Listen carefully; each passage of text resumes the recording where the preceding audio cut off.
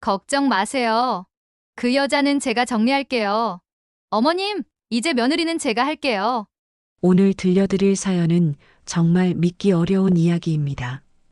66살 평범한 아내가 40년을 헌신한 남편에게 배신당하고 그 상대 여자가 시댁 김장에 함께 와서 시어머니한테 며느리 행세를 하는 걸 직접 봤습니다.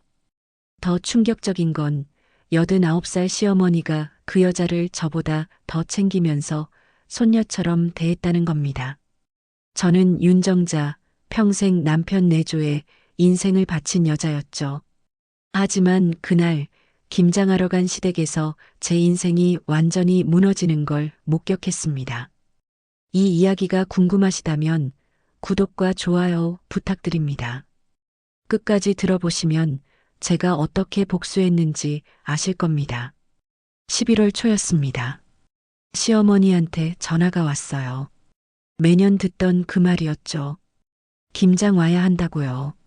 저는 대답도 안 하고 그냥 알겠다고 했습니다. 40년을 그렇게 살았으니까요. 남편 박문식은 전직 교장 출신입니다. 겉으론 바른 생활 같았죠. 동네에서도 평판 좋은 사람이었어요. 하지만 집에선 달랐습니다. 저한테 관심 없었어요. 말도 별로 안 했죠. 그냥 밥 먹고 TV 보고 자는 사람이었습니다. 결혼 40년 동안 저는 그렇게 살았어요. 남편 뒷바라지하고 시어머니 모시고 집안일하고요. 제 인생이 뭔지 생각해 본 적도 없었습니다. 그런데 그날은 뭔가 달랐어요. 남편이 이상하게 들떠 있었습니다. 아침부터 옷을 여러 벌 꺼내보더니 면도까지 깔끔하게 했어요. 40년 살면서 처음 보는 모습이었죠. 저는 이상하다 싶었지만 그냥 넘어갔습니다. 시댁 가는 길, 남편은 계속 핸드폰만 봤어요.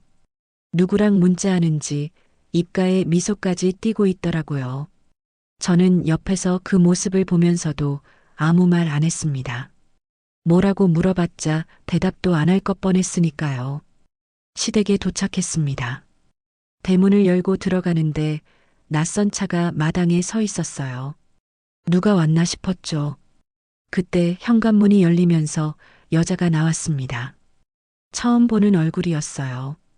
40대 초반쯤 돼 보이는 화장 짙게 한 여자였죠. 남편이 그 여자를 보더니 환하게 웃었습니다. 저는 그 순간 심장이 철렁 내려앉는 걸 느꼈어요. 여자가 다가오더니 제게 인사했습니다. 목소리는 밝았지만 눈빛은 차가웠어요. 문화센터에서 남편한테 서예를 배우는 제자라고 소개했습니다. 이름은 고지영이라고 했죠. 시어머니가 오늘 김장하는 거 알고 도와주러 왔다더군요. 저는 어이가 없었습니다. 남의 집 김장에 제자가 왜 와요? 그것도 처음 보는 며느리 앞에서요. 하지만 저는 아무 말도 못했습니다. 시어머니가 마당에서 소리쳤거든요. 지영이를 얼마나 기다렸는지 모른다면서 우리 손녀 같다고 하더군요. 손녀요? 저는 귀를 의심했습니다. 40년 동안 며느리 노릇하면서 한 번도 그런 말 들어본 적 없었어요. 시어머니는 지영한테만 웃으면서 안으로 들어오라고 했습니다. 저는 짐 들고 뒤따라 들어갔죠. 아무도 제 짐 들어주는 사람 없었어요. 남편은 지영 옆에서 뭐라고 속삭이고 있었고 시어머니는 지영 손만 잡고 있었습니다. 저는 그냥 부엌으로 갔어요. 김장 준비는 제가 다 해야 하니까요. 배추 절이고 양념 준비하고 무 썰고요. 지영은 거실에서 시어머니랑 차 마시면서 수다 떨고 있었습니다. 남편도 옆에 앉아서 웃고 있었어요. 저는 혼자 부엌에서 일했습니다. 1시간쯤 지났을까요? 지영이 부엌으로 들어왔어요. 앞치마를 두르면서 도와주겠다고 하더라고요. 저는 괜찮다고 했습니다. 혼자 하는 게 익숙하다고요. 그런데 지영이 웃으면서 시어머니가 자기 보고 저 좀 도와주라고 했다더군요. 저는 그 말에 손이 멈췄습니다. 며느리한테는 이름도 안 부르던 시어머니가 처음 온 제자한테는 며느리 이름을 막 부르라고 한 겁니다. 지영은 제 옆에서 물을 썰기 시작했어요. 그런데 칼질이 엉망이었습니다. 물을 너무 두껍게 썰더라고요. 저는 참다가 조금 더 얇게 써는 게 좋다고 말했습니다. 그랬더니 지영이 웃으면서 자기는 김장 처음이라 잘 모른다면서 제가 워낙 잘하시니까 배워야겠다고 하더군요. 그 말투가 묘하게 비꼬는 것 같았습니다. 저는 아무 말 안 하고 제 일만 했어요. 점심때가 됐습니다. 저는 국수를 삶아서 상을 차렸어요. 다들 식탁에 둘러앉았습니다. 시어머니가 지영 옆에 앉더니 반찬을 계속 지영 앞으로 밀어줬어요. 많이 먹으라고, 힘들 텐데 잘 먹어야 한다고 하면서요. 저는 40년 동안 그런 말 한 번도 못 들어봤습니다. 남편은 지영 맞은편에 앉아서 계속 지영만 쳐다봤어요. 저는 구석자리에 앉아서 조용히 먹었습니다. 식사 중에 지영이 시어머니 댁이 정말 포근하다면서 친정 같다고 말했어요. 시어머니가 흐뭇하게 웃으면서 지영이 자주 와야 한다고 우리 집이 지영이 집이라고 하더군요. 저는 숟가락을 놓을 뻔했습니다. 우리 집이라고요? 제가 40년 살아도 우리 집이라고 못 느꼈는데요. 식사 후 본격적으로 김장을 시작했습니다. 마당에 큰 대야 놓고 배추 펼쳐놓고 양념 준비했어요. 저는 평생 해온 일이니까 손이 빨랐습니다. 지영은 옆에서 서툴게 따라했죠. 시어머니는 지영한테만 계속 말을 걸었어요. 힘들면 쉬라고, 손 다치지 말라고, 장갑 꼈냐고요. 저는 장갑도 안 끼고 맨손으로 했는데 말이에요. 남편은 마당 구석에 앉아서 담배 피우면서 저희를 구경했습니다. 가끔 지영한테 힘들지 않냐고 물어봤어요.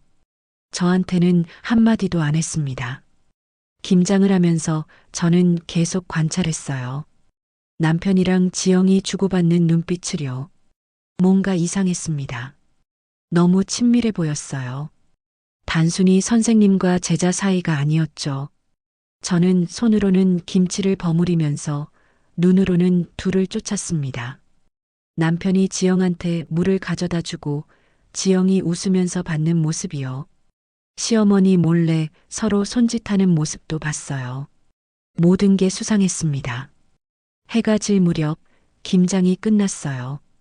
김치를 항아리에 담고 마당을 정리했습니다. 저는 온몸이 쑤시고 아팠어요. 하지만 아무도 제게 수고했다는 말 안 했습니다. 시어머니는 지영한테만 수고했다고, 덕분에 김장 잘 끝났다고 말했어요. 저는 웃음이 나올 뻔했습니다. 김장 거의 다 제가 했는데요. 저녁 먹고 나서 시어머니가 말했어요. 오늘 너무 늦었으니까 지영이는 여기서 자고 가라고요. 저는 깜짝 놀랐습니다. 처음 온 사람을 재우다니요. 그것도 며느리 있는 앞에서요. 지영은 괜찮다고 사양하는 척했지만 결국 남기로 했어요. 시어머니가 안방 옆 작은 방을 내줬습니다. 예전에 남편이 쓰던 방이었죠. 저는 시어머니 방 건너편 찬방에서 자야 했어요. 40년 며느리가 제일 추운 방에서 자는 겁니다. 밤이 됐습니다. 저는 누웠지만 잠이 안 왔어요. 오늘 하루가 계속 머릿속을 맴돌았죠. 남편의 이상한 행동, 지영의 등장, 시어머니의 태도요. 모든 게 이상했습니다. 그때 복도에서 발소리가 들렸어요. 저는 살짝 문을 열어봤습니다. 남편이었어요. 남편이 지영 방 앞에 서 있었습니다. 문을 조심스럽게 두드리더니 안으로 들어갔어요. 저는 심장이 쿵쾅거렸습니다. 뭔가 잘못됐다는 걸 직감했죠. 저는 침대에서 일어나 복도로 나갔어요. 지영 방 앞에 섰습니다. 문틈으로 소리가 들렸어요. 남편이 속삭이는 소리였습니다. 내용은 잘 안 들렸지만 분위기는 알 수 있었어요. 다정했습니다. 저는 주먹을 꽉 쥐었어요. 그리고 다시 제 방으로 돌아왔습니다. 침대에 누워서 천장만 바라봤어요. 눈물이 날 것 같았지만 참았습니다. 40년 동안 참아왔으니까요. 하지만 이번엔 달랐어요. 뭔가 확실히 잘못됐다는 걸 알았으니까요. 다음 날 아침이었습니다. 저는 일찍 일어나서 아침 준비했어요. 남편은 평소보다 늦게 일어났습니다. 지영도 나왔어요. 둘 다 어색하게 웃고 있었죠. 시어머니는 지영한테 아침 많이 먹으라고 했습니다. 밥을 먹는 내내 저는 관찰했어요. 남편과 지영의 모든 행동을요. 식사 후 지영이 집에 간다고 했습니다. 시어머니가 아쉬워하면서 김치 한 통 싸줬어요. 저는 40년 동안 김치 한 번 못 받아봤는데요. 지영이 현관에서 신발신을 떼었습니다. 시어머니가 지영 손을 꽉 잡더니 자주 와야 한다고 우리 식구가 됐으면 좋겠다고 말했어요. 저는 그 말을 듣고 온몸이 굳었습니다. 우리 식구가 되다니요? 지영은 웃으면서 자기도 그러고 싶다고 시어머니가 친정 엄마 같다고 대답했어요. 남편이 옆에서 지영 짐 들어주면서 차까지 배웅했습니다. 저는 부엌에 서서 그 광경을 지켜봤어요. 지영이 차를 타고 떠나갔습니다. 시어머니가 돌아와서 저한테 말했어요. 지영이 참 착하다고, 저도 지영이 좀 배우라고요. 저는 그냥 고개만 끄덕였습니다. 말할 힘도 없었어요. 집으로 돌아오는 길이었습니다. 남편은 운전하면서 계속 웃고 있었어요. 저는 옆에서 물어봤습니다. 지영이가 언제부터 문화센터 다녔냐고요. 남편이 6개월 정도 됐다고, 서예를 열심히 배운다고 대답했어요. 저는 더 물어봤습니다. 왜 김장에 데려왔냐고요. 남편이 짜증내면서 지영이가 힘든 시기라서 기분 전환 시켜주려고 했다고, 왜 그런 것까지 따지냐고 말했어요. 저는 아무 말도 안 했습니다. 집에 도착했어요. 저는 짐 정리하면서 생각했습니다. 뭔가 확실히 이상하다고요. 그날 저녁 절친 영숙한테 전화했어요. 영숙은 저랑 동갑이고 40년 넘게 알고 지낸 친구입니다. 저는 영숙한테 오늘 있었던 일을 다 얘기했어요. 지영이가 나타난 것, 시어머니의 태도, 남편의 행동까지요. 영숙이 단호하게 말했습니다. 그거 100% 수상하다고 당장 확인해 봐야 한다고요. 저는 영숙 말이 맞다고 생각했습니다. 영숙이 요즘은 다 방법이 있다면서 남편 핸드폰이랑 통장부터 확인하라고 조언했어요. 저는 그날 밤부터 조심스럽게 움직이기 시작했습니다. 남편이 샤워하는 동안 핸드폰을 살펴봤어요. 비밀번호가 걸려 있었지만 저는 알고 있었습니다. 남편 생일이었으니까요. 핸드폰을 열었습니다. 문자부터 확인했어요. 지영한테 온 문자가 수십 개 있었습니다. 내용을 보는 순간 저는 손이 떨렸어요. 사랑한다는 말, 보고 싶다는 말, 내일 만나자는 말이요. 모두 지영한테 보낸 문자였습니다. 저는 계속 스크롤을 내렸어요. 문자는 6개월 전부터 시작됐습니다. 처음엔 서예 수업 얘기였지만 점점 내용이 달라졌죠. 개인적인 만남, 식사, 영화요. 그리고 최근엔 노골적으로 애정 표현하는 문자들이었습니다. 저는 숨이 막혔어요. 사진 폴더도 확인했습니다. 지영과 찍은 사진들이 가득했어요. 레스토랑에서, 공원에서, 카페에서요. 둘이 웃으면서 찍은 사진들이었습니다. 마지막 사진은 김장 당일이었어요. 지영이 김치 버무리는 모습을 남편이 찍은 거였죠. 저는 핸드폰을 내려놓았습니다. 더 이상 볼 수가 없었어요. 샤워 소리가 멈췄습니다. 저는 급하게 핸드폰을 원래 자리에 놓았어요. 남편이 나왔습니다. 저는 아무렇지 않은 척 TV를 보고 있었죠. 하지만 속으론 난리가 났습니다. 분노, 배신감, 슬픔이요. 모든 감정이 한꺼번에 밀려왔어요. 저는 그날 밤 한숨도 못 잤습니다. 옆에서 남편이 코골며 자는데 저는 천장만 바라봤어요. 40년이었습니다. 제가 이 사람을 위해 산 시간이요. 그런데 이게 결과라니요. 다음 날 저는 은행에 갔습니다. 남편 통장을 확인하려고요. 남편 연금 통장은 제 명의로도 조회가 가능했어요. 결혼할 때 함께 만든 통장이었으니까요. 은행 직원한테 거래 내역 달라고 했습니다. 최근 6개월치요. 직원이 프린트해 줬어요. 저는 밖으로 나와서 내역을 확인했습니다. 매달 180만 원씩 빠져나가고 있었어요. 같은 날, 같은 시간에요. 받는 사람 이름은 고지영이었습니다.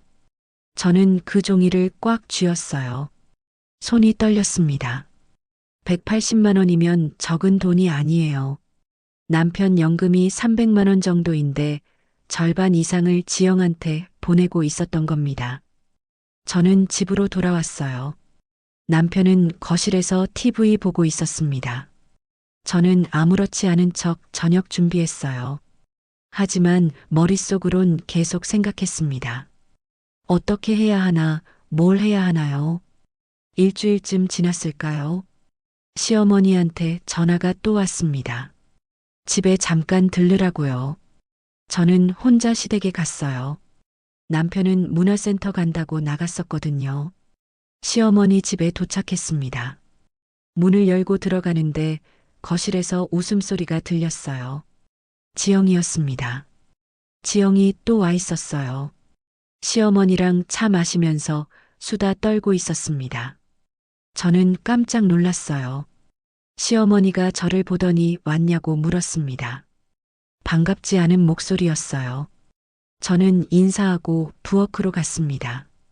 시어머니가 뒤따라 들어왔어요. 냉장고에 반찬 좀 채워달라고 말했습니다. 저는 알겠다고 했어요. 그리고 물었습니다.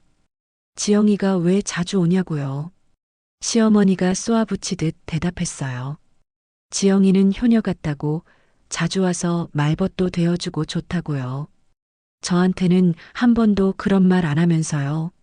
저는 아무 말 없이 반찬 만들기 시작했습니다. 1시간쯤 지났을까요? 반찬을 다 만들고 거실로 나왔어요. 지영이 시어머니 손을 잡고 뭔가 얘기하고 있었습니다. 저는 그 광경을 보면서 가슴이 답답했어요. 저는 인사하고 집으로 돌아왔습니다. 그런데 현관 나서면서 뭔가 이상한 걸 봤어요. 지영 손에 반지가 끼워져 있었어요. 황금빛 반지였습니다. 저는 그 반지를 알고 있었어요.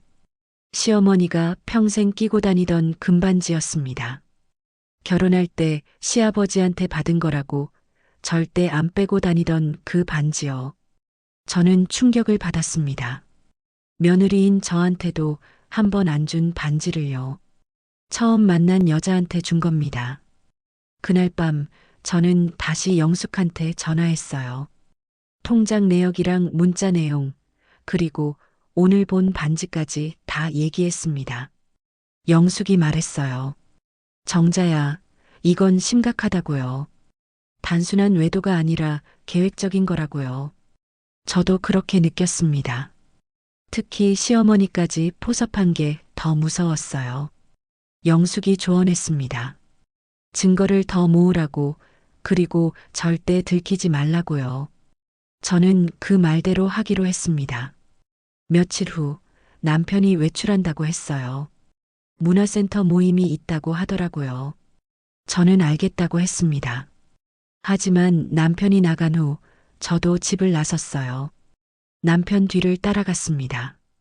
택시 타고 멀찍이 따라갔죠. 남편은 문화센터로 가지 않았습니다. 시내 한 카페로 갔어요. 저는 택시에서 내려서 카페 밖에서 지켜봤습니다. 잠시 후 지영이 나타났어요.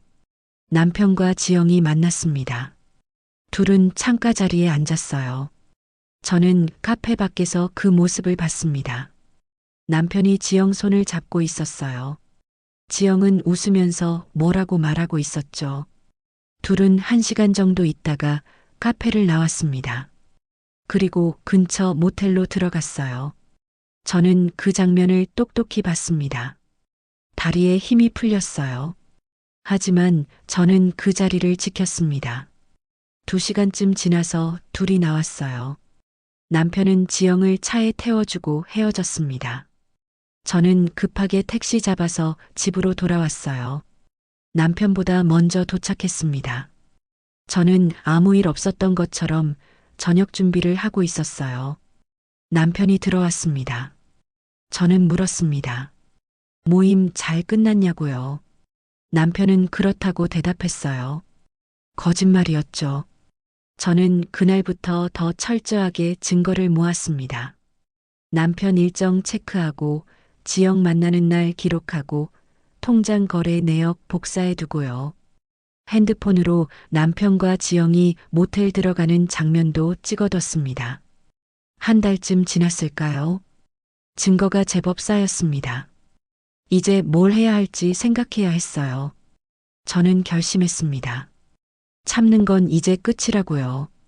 그런데 그날 밤 충격적인 일이 있었습니다. 남편 핸드폰에서 문자 알림이 울렸어요. 남편은 화장실에 가 있었습니다. 저는 핸드폰을 봤어요. 지영한테 온 문자였습니다. 내용을 보는 순간 저는 온몸이 얼어붙었어요. 지영이 시어머니한테 보낸 문자를 남편한테 캡처해서 보낸 거였습니다. 문자 내용은 이랬어요. 어머님, 재문 씨가 저희 엄마 모시고 살자 했어요. 정자 씨는 곧 정리될 거예요. 걱정 마세요. 저는 그 문자를 보고 숨이 막혔습니다. 정리된다고요? 저를 정리한다고요? 40년을 함께 산 아내를요? 저는 핸드폰을 그 자리에 놓고 방으로 들어갔습니다. 침대에 앉아서 생각했어요. 이제 더 이상 참을 수 없다고요. 복수를 시작해야 한다고요. 다음 날 아침 저는 일찍 일어났습니다. 남편은 아직 자고 있었어요.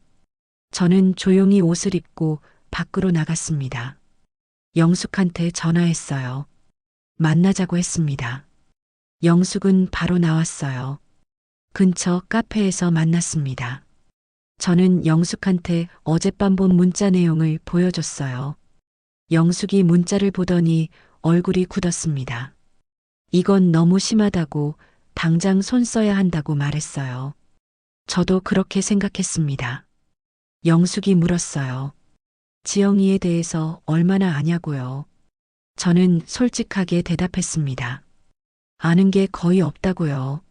문화센터 제자라는 것밖에요. 영숙이 말했습니다. 그 여자 신상부터 파야 한다고요. 어떤 사람인지 알아야 대응할 수 있다고요. 저는 고개를 끄덕였습니다. 영숙이 자기 조카가 사설탐정 일한다면서 소개해주겠다고 했어요. 저는 고맙다고 했습니다. 이틀 후 저는 사설탐정 사무실에 갔습니다. 영숙 조카인 30대 남자가 저를 맞았어요. 저는 지영이 이름이랑 사진을 보여줬습니다.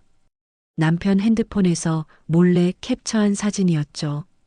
탐정은 일주일이면 기본 신상은 알 수 있다고 했어요. 저는 돈을 맡기고 나왔습니다. 일주일이 지났습니다. 그동안 저는 평소처럼 생활했어요. 남편한테 들키지 않으려고 조심했습니다. 밥 해주고 청소하고 아무 일 없는 척 했어요. 하지만 속으론 매일 끓고 있었습니다. 탐정한테 전화가 왔습니다. 자료가 나왔다고요. 저는 바로 사무실로 갔어요. 탐정이 서류 한 뭉치를 내밀었습니다. 저는 떨리는 손으로 서류를 받았어요. 첫 장부터 충격이었습니다. 고지영, 42세요. 5년 전에 이혼했다고 적혀 있었어요.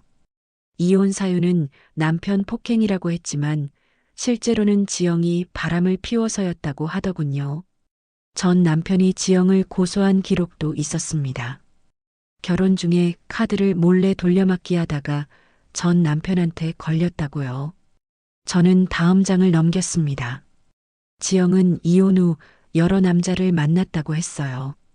대부분 나이 든 남자들이었습니다. 돈 있는 남자들이요.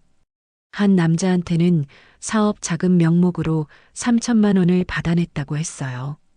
다른 남자한테는 아파트 전세금을 받았다고 하더군요. 그리고 지금은 남편을 만나고 있었던 겁니다. 저는 다음 장을 넘겼어요. 지영의 현재 상황이 적혀 있었습니다. 빚이 많았어요. 카드 대금이랑 대출금 합쳐서 8천만 원 정도요. 매달 이자만 200만 원 넘게 나간다고 했습니다. 그래서 남편한테 매달 180만 원씩 받고 있었던 거였죠. 저는 서류를 다 읽고 탐정을 받습니다. 탐정이 말했어요. 전형적인 기생충형 사기꾼이라고요. 나이 든 남자들 찾아다니면서 돈 뜯어내는 스타일이라고요. 저는 그 말을 듣고 화가 치밀었습니다. 우리 남편도 당하고 있었던 거예요. 아니, 당하는 정도가 아니라 완전히 넘어간 거였죠. 탐정이 또 말했습니다. 지영이가 최근에 부동산 상담도 받았다고요. 남편 명의로 집을 사려고 알아보고 있다더군요.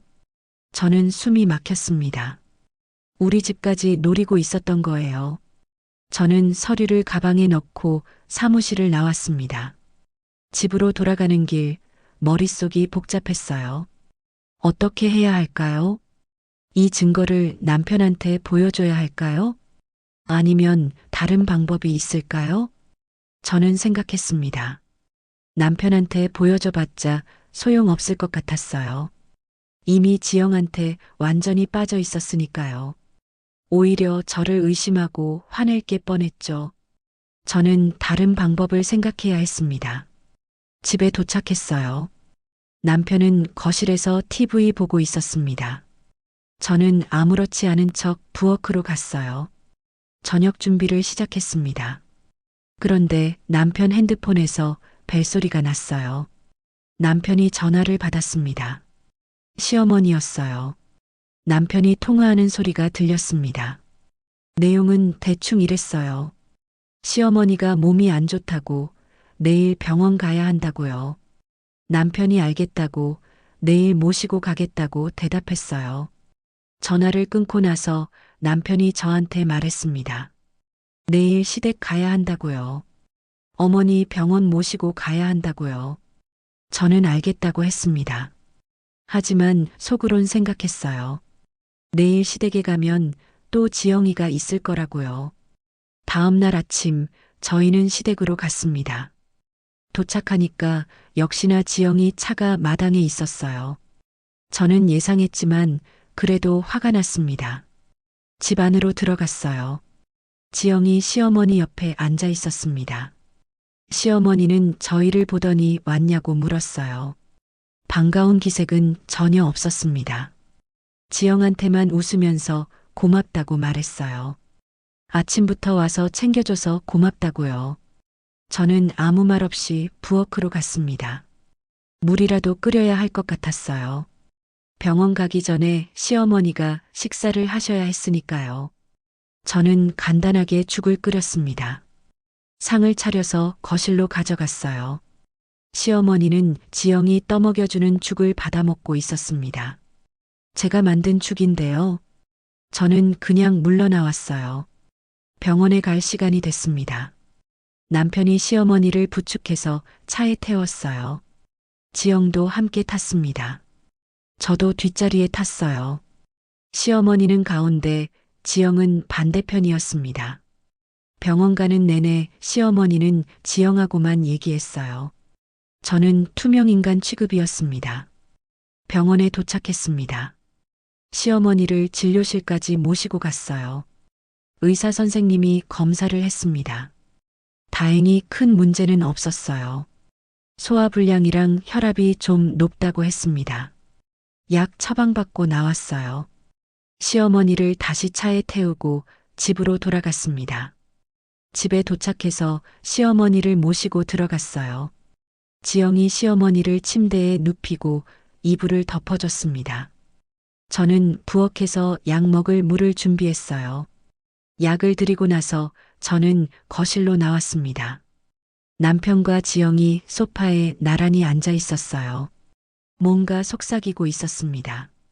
저는 그 모습을 보고 참을 수가 없었어요.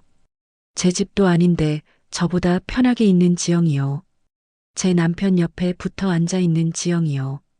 저는 화장실에 갔습니다. 혼자 있고 싶었어요. 거울을 봤어요. 66살 늙은 여자가 보였습니다.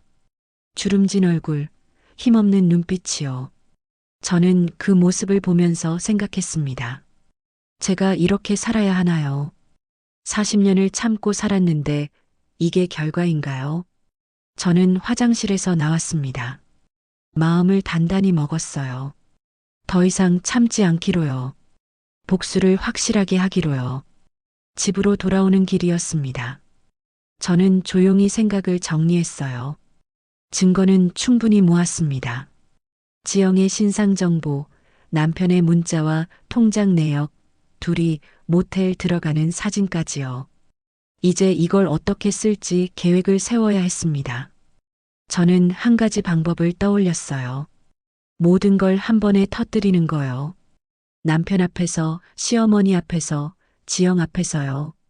그래서 셋 다 한꺼번에 무너뜨리는 겁니다. 하지만 타이밍이 중요했어요. 언제가 가장 효과적일까요? 저는 생각했습니다. 그리고 답을 찾았어요. 다음 달 초가 시아버지 제사였습니다. 그날 가족들이 다 모이는 날이에요. 그날 터뜨리면 될 것 같았습니다. 저는 그날까지 기다리기로 했어요. 그리고 그동안 증거를 더 확실하게 정리하기로요. 일주일이 지났습니다. 저는 매일 남편을 관찰했어요. 지영을 만나는 날, 문자하는 내용, 통화하는 시간까지요. 모든 걸 수첩에 기록했습니다. 그리고 탐정한테 다시 연락했어요. 지영이 최근 행적을 더 조사해 달라고요. 특히 다른 남자를 만나는지 확인해 달라고 했습니다. 며칠 후 탐정한테 연락이 왔어요.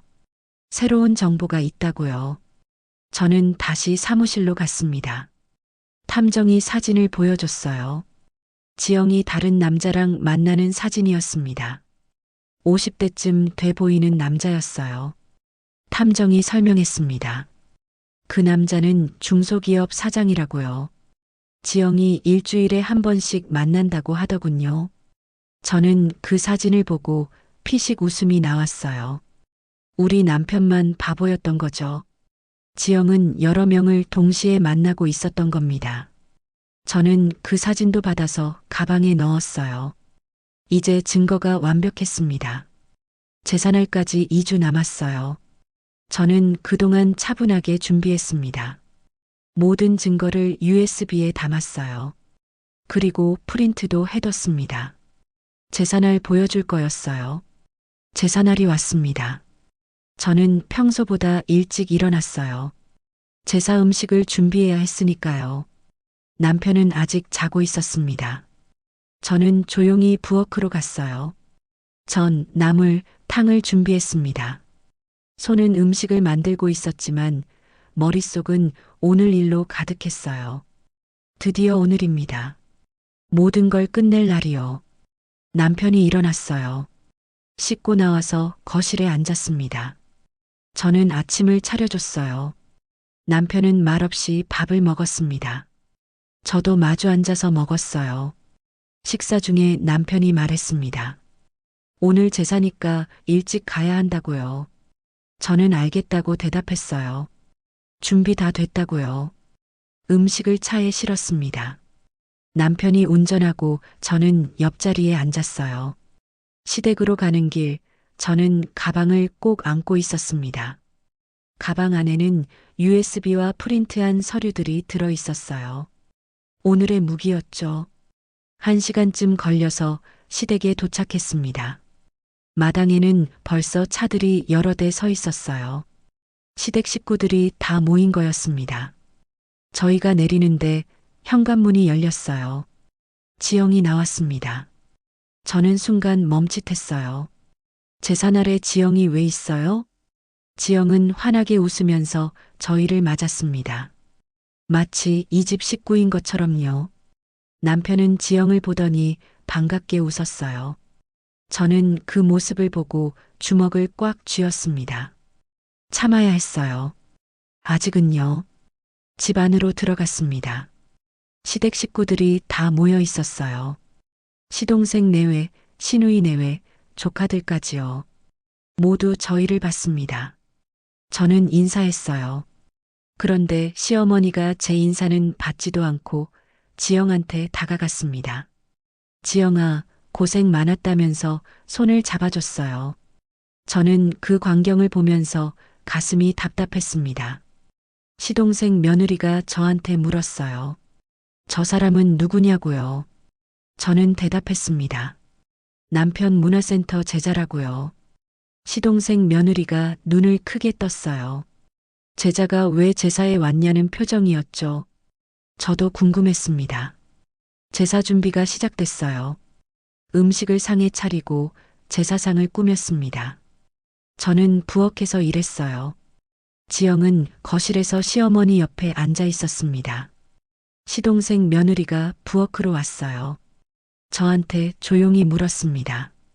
언니, 저 여자 뭐냐고요? 제사에 외부인이 왜 있냐고요? 저는 대답했습니다. 저도 모르겠다고 시어머니가 부른 것 같다고요. 시동생 며느리가 혀를 찼어요. 이상하다는 표정이었습니다. 제사 시간이 됐어요. 모두 제사상 앞에 모였습니다. 남편이 제주로서 절을 했어요. 다들 차례로 절했습니다. 지영도 절했어요.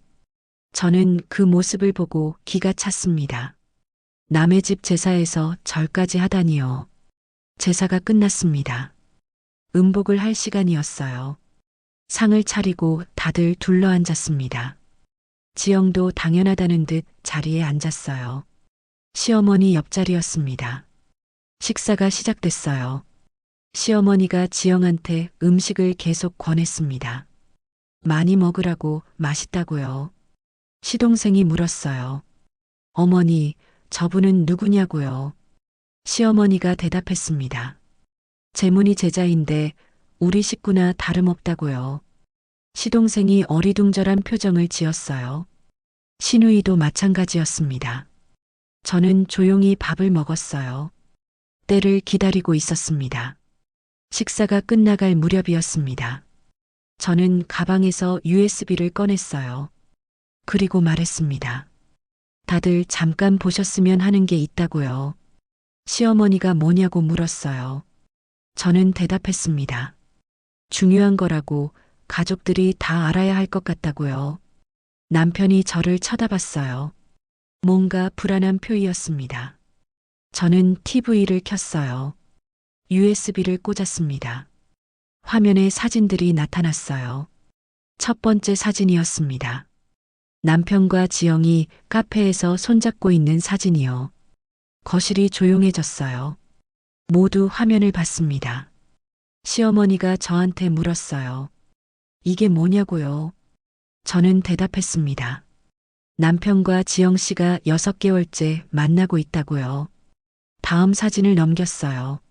남편과 지영이 모텔로 들어가는 사진이었습니다. 시동생이 헛기침을 했어요. 시누이는 입을 벌리고 있었습니다. 남편이 벌떡 일어났어요. 저한테 소리쳤습니다. 당장 꺼버리라고요. 저는 남편을 쳐다봤어요. 그리고 말했습니다. 아직 안 끝났다고요. 다음 화면을 넘겼습니다. 남편 통장 거래 내역이었어요. 매달 180만 원씩 지영한테 보낸 기록이요. 빨간 줄로 표시해뒀습니다. 시어머니가 화면을 보더니 얼굴이 하얗게 질렸어요. 저는 다음 화면을 넘겼습니다. 지영의 신상 정보였어요. 이혼 경력, 사기 전과 빚 내역까지요. 모두 적혀 있었습니다. 지영이 일어났어요. 저한테 소리쳤습니다. 이게 무슨 짓이냐고요. 저는 지영을 쳐다봤어요. 그리고 조용히 말했습니다. 진실을 보여드리는 거라고요. 마지막 화면을 넘겼습니다. 지영이 다른 남자랑 만나는 사진이었어요. 우리 남편 말고 또 다른 남자요. 남편이 그 사진을 보더니 멍하니 서 있었습니다. 저는 USB를 빼고 TV를 껐어요. 그리고 가방에서 프린트한 서류를 꺼냈습니다. 식탁 위에 펼쳐놨어요. 지영한테 보낸 시어머니의 문자 내역이었습니다. 저도 캡처해뒀던 거예요. 시어머니가 지영한테 보낸 문자였습니다. 정자는 곧 정리될 거니 걱정 말라는 내용이요. 시동생이 그 문자를 읽더니 어머니를 봤어요. 어머니, 이게 뭐냐고 물었습니다. 시어머니는 아무 말도 못했어요. 저는 조용히 말했습니다. 저는 40년 동안 이 집 며느리였다고요. 남편 뒷바라지하고 시어머니 모시고 집안일 다 했다고요. 그런데 제가 정리될 사람이라고요? 거실이 조용했습니다. 아무도 말이 없었어요. 저는 지영을 봤습니다. 그리고 말했습니다. 42살 여자가 남의 집 김장에 따라오고 제사회까지 오는 건 처음 봤다고요. 다음부턴 연기 좀 배우라고요. 된장 냄새에 멀미하는 척은 하지 말라고요. 지영이 얼굴이 빨개졌어요. 입술을 떨고 있었습니다. 저는 남편을 봤어요. 그리고 말했습니다. 40년이었다고요. 제가 당신을 위해 산 시간이요. 이게 결과라면 이제 끝이라고요. 저는 자리에서 일어났습니다. 가방을 들고 현관으로 걸어갔어요. 뒤에서 시동생이 저를 불렀습니다. 형수님, 어디 가냐고요. 저는 돌아보지 않았어요. 그냥 문을 열고 나갔습니다. 밖은 추웠어요. 하지만 가슴은 시원했습니다. 40년 만에 처음 느끼는 해방감이었어요. 저는 걸어서 버스 정류장으로 갔습니다. 뒤에서 남편이 뛰어나왔어요. 저를 붙잡으려고 했습니다. 저는 남편 손을 뿌리쳤어요. 그리고 말했습니다. 이제 그만하자고요. 더 이상 참지 않겠다고요. 남편이 변명하려고 했어요. 잘못했다고 다시 시작하자고요. 저는 웃었습니다. 다시 시작이라고요? 40년을 배신한 사람한테 무슨 다시 시작이에요? 저는 남편을 뒤로하고 버스를 탔습니다. 버스 안에서 창밖을 봤어요. 남편이 서 있었습니다. 저는 고개를 돌렸어요. 이제 끝이었습니다. 집으로 돌아왔습니다. 혼자였어요. 조용했습니다. 저는 소파에 앉아서 생각했어요. 이제 어떻게 살아야 하나요? 66살에 새 인생을 시작한다는 게 쉬운 일은 아니었습니다. 하지만 저는 결심했어요. 이제 제 인생을 살겠다고요. 누구를 위한 인생이 아니라 저를 위한 인생을요. 그날 밤 영숙한테 전화했습니다. 오늘 있었던 일을 다 얘기했어요. 영숙이 말했습니다. 잘했다고, 이제 시작이라고요. 저도 그렇게 생각했습니다. 며칠 후 남편한테 연락이 왔어요. 만나서 얘기하자고요. 저는 거절했습니다. 더 이상 할 말이 없다고요. 변호사 통해서 이혼 절차 진행하겠다고 했습니다. 남편은 다시 연락하지 않았어요. 시어머니한테도 연락이 왔습니다. 시동생을 통해서요. 어머니가 많이 아프시다고 한 번만 와달라고요. 저는 거절했습니다. 40년 동안 한 번도 며느리로 대접받지 못했다고요. 이제 와서 며느리 찾지 말라고요. 시동생은 아무 말도 못했습니다. 한 달이 지났습니다. 이혼 절차가 진행됐어요. 재산 분할, 위자료 문제가 남았습니다. 저는 변호사한테 모든 걸 맡겼어요. 제가 모은 증거들이 큰 도움이 됐습니다. 남편은 잘못을 인정할 수밖에 없었어요. 협의 이혼으로 진행됐습니다. 집은 제가 갖기로 했어요. 위자료도 받았습니다. 남편 연금의 절반도 받기로 했어요. 이혼이 성립됐습니다. 40년 결혼 생활이 끝났어요. 저는 이혼 서류를 받아들고 집으로 돌아왔습니다. 혼자 앉아서 서류를 봤어요. 이혼이라는 두 글자가 선명했습니다. 눈물이 날 것 같았지만 나오지 않았어요. 대신 웃음이 나왔습니다. 드디어 자유였으니까요. 그날 저는 혼자 조용히 저녁을 먹었어요. 제가 좋아하는 음식을 만들어서요.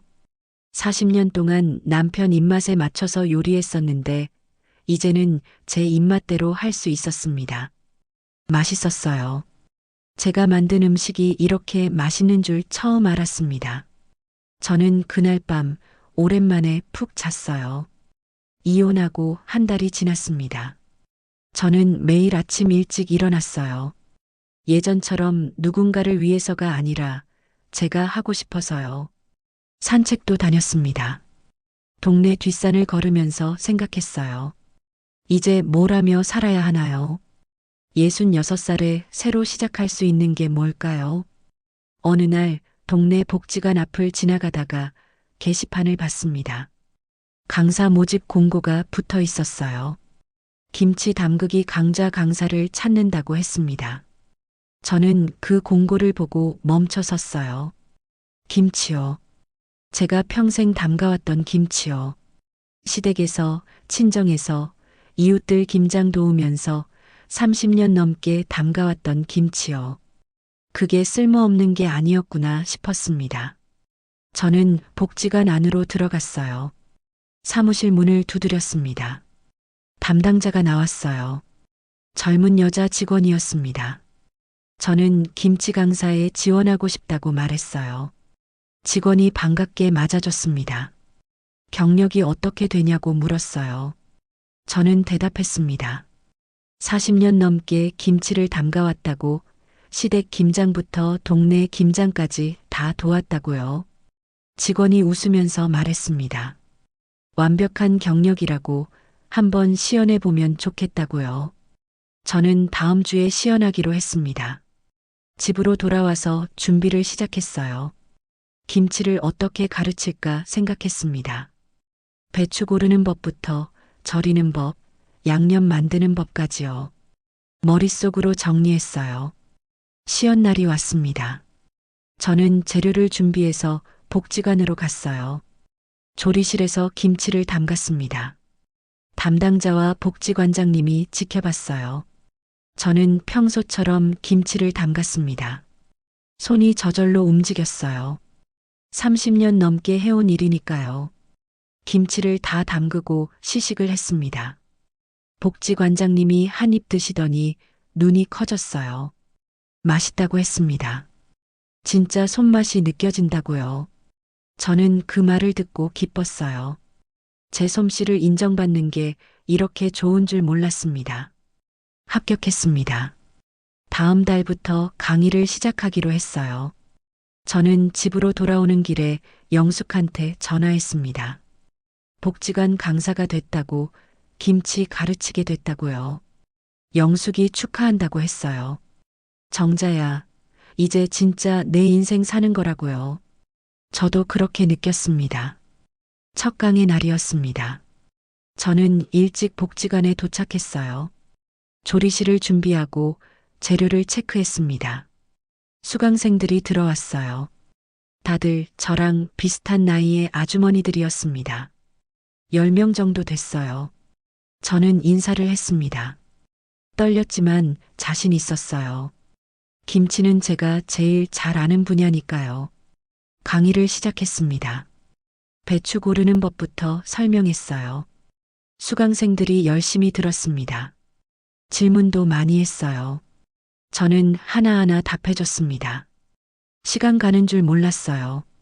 강의가 끝나고 수강생들이 말했습니다. 너무 유익했다고, 다음 시간이 기대된다고요. 저는 그 말을 듣고 뿌듯했습니다. 40년 동안 당연하게 해왔던 일이 이렇게 값어치 있는 일이 될 줄 몰랐어요. 강의를 몇 주 하다 보니 입소문이 났습니다. 수강생이 늘어났어요. 대기자도 생겼습니다. 복지관에서 강의를 하나 더 열자고 제안했어요. 저는 좋다고 했습니다. 일주일에 2번 강의하게 됐어요. 바쁘지만 행복했습니다. 어느 토요일 아침이었습니다. 저는 시장에 장 보러 갔어요. 김치 재료를 사러요. 배추를 고르고 있는데 누군가 저를 불렀습니다. 돌아보니 나이 든 남자분이 서 계셨어요. 70대쯤 돼 보이는 분이었습니다. 그분이 물었어요. 혹시 정자 씨 아니냐고요? 저는 깜짝 놀랐습니다. 어떻게 제 이름을 아시냐고 물었어요. 그분이 웃으면서 말했습니다. 중학교 때 같은 반이었다고 시화대회에서 대상 받았던 그 정자 맞냐고요? 저는 그제야 기억났어요.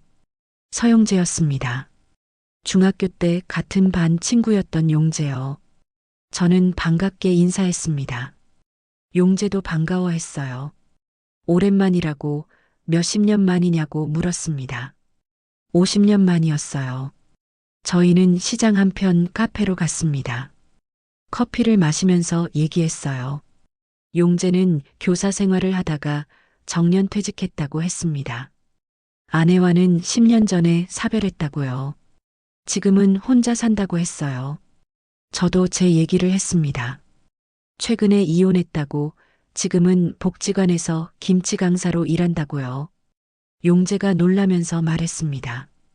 정자 씨는 그림 잘 그렸는데 김치 강사를 하냐고요. 저는 웃으면서 대답했어요. 인생이 그렇게 된 거라고요.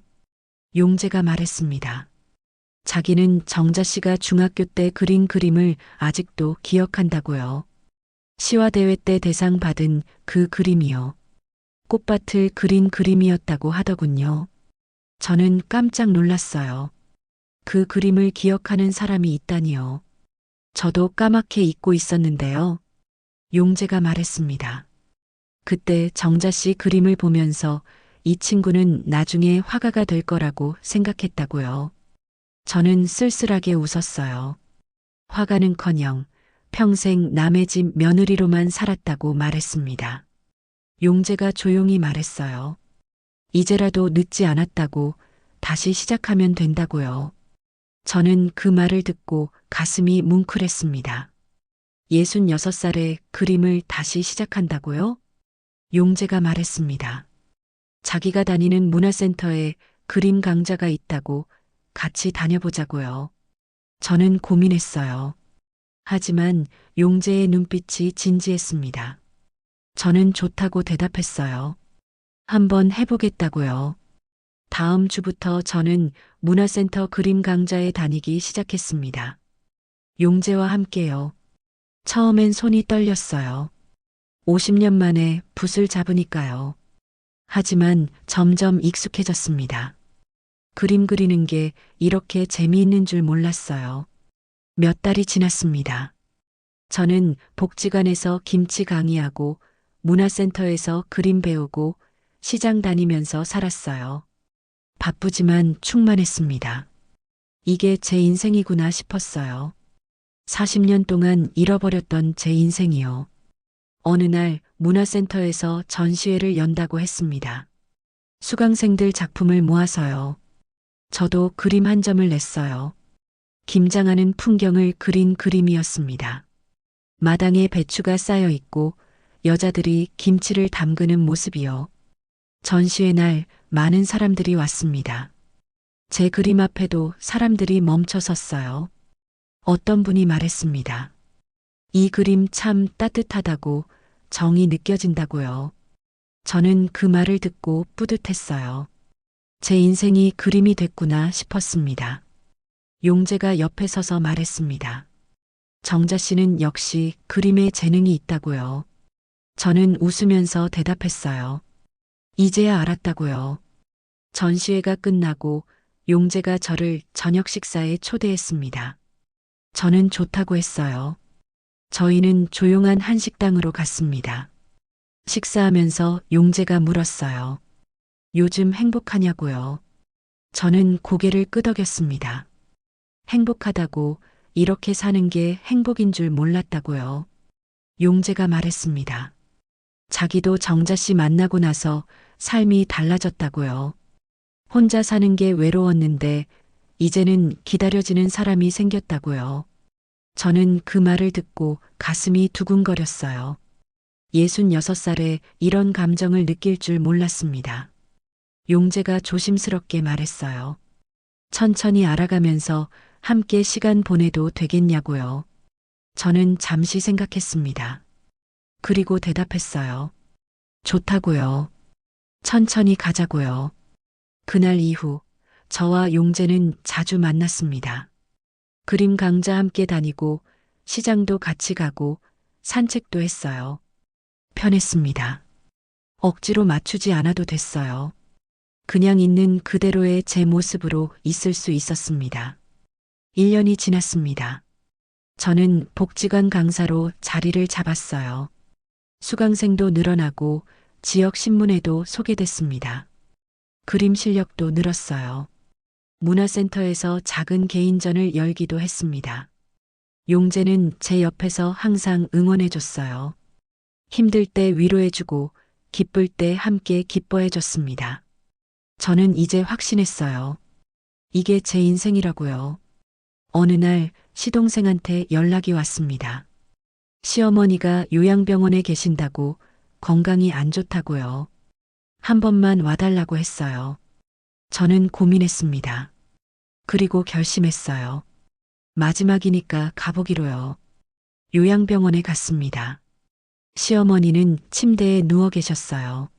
많이 쇠약해지셨더군요. 저를 보더니 눈물을 흘렸습니다. 미안하다고 했어요. 잘못했다고요. 저는 시어머니 손을 잡았습니다. 그리고 말했어요. 이제 다 지나간 일이라고 편히 쉬시라고요. 시어머니가 물었습니다. 저는 잘 지내고 있냐고요. 저는 대답했어요. 잘 지낸다고 행복하다고요. 시어머니가 안심한 듯 눈을 감았습니다. 저는 조용히 병실을 나왔어요. 더 이상 미움도 원망도 없었습니다. 그냥 끝난 일이었어요. 집으로 돌아오는 길 저는 생각했습니다. 용서는 상대를 위한 게 아니라 저를 위한 거라고요. 미워하면서 사는 것보다 놓아주고 사는 게 편하다는 걸 알았습니다. 지금은 복지관에서 김치 강의하고 문화센터에서 그림 그리고 용재와 시간 보내면서 살아요. 간혹 옛날 생각이 나기도 합니다. 40년을 바친 결혼 생활이요. 하지만 후회는 없어요. 그 시간이 있었기에 지금의 제가 있으니까요. 요즘 저는 작은 공방을 준비하고 있습니다. 김치도 담그고 그림도 그리는 공방이요. 용재가 함께 하겠다고 했어요. 내년 봄에 오픈할 예정입니다. 공방 이름은 정했어요. 정자의 김치방이요. 벽에는 제가 그린 그림들을 걸 겁니다. 손님들은 김치도 사가고 그림도 감상할 수 있어요. 제가 평생 해온 것들이 모두 모이는 공간이 될 겁니다.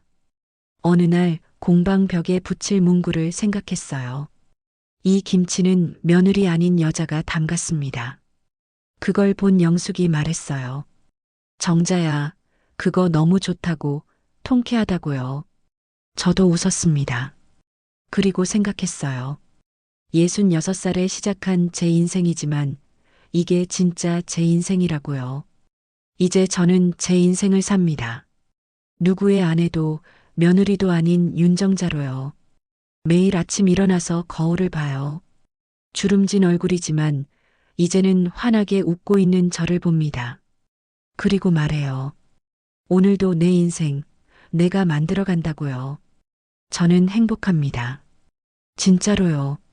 여러분은 이 이야기를 들으시고 어떤 생각이 드시나요? 인생은 언제든 다시 시작할 수 있다고 믿으시나요? 댓글로 여러분의 생각을 들려주세요.